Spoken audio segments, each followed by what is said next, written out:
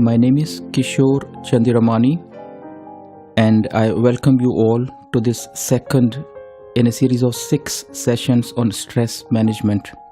In this second session, I'll be discussing a model of the mind that can help us understand the common psychological symptoms and how they are produced.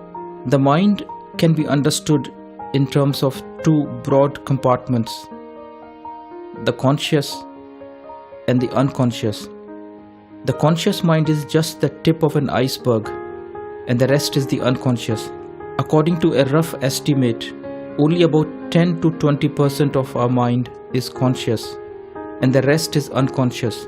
The psychological implication of this is that when we experience extreme emotions, we have to say to ourselves that we are talking about only the 10 or 20% of the mind that is conscious, and the rest is unknown to us.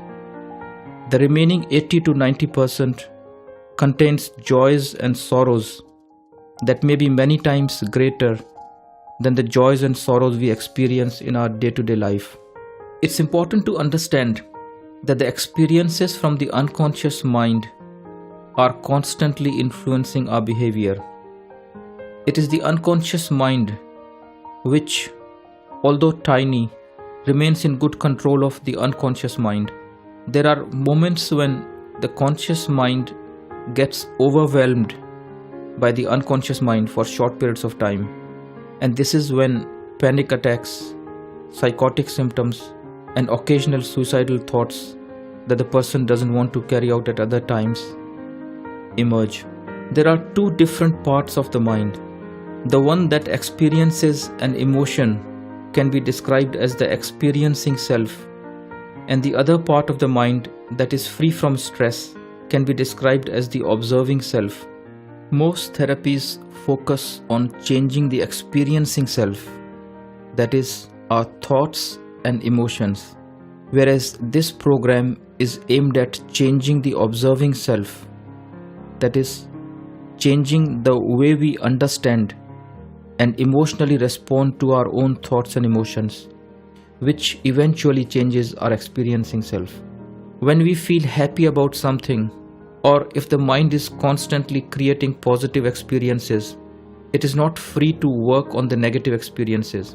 It's therefore logical to say that if one wants to work on the negative emotions, one has to let go of one's preoccupation and engagement with positive emotions for short periods of time. Psychological stress can be understood in terms of a gap between the demands placed on us and our ability to cope with them. If the demands are high, but the coping ability is also high, there will be no stress.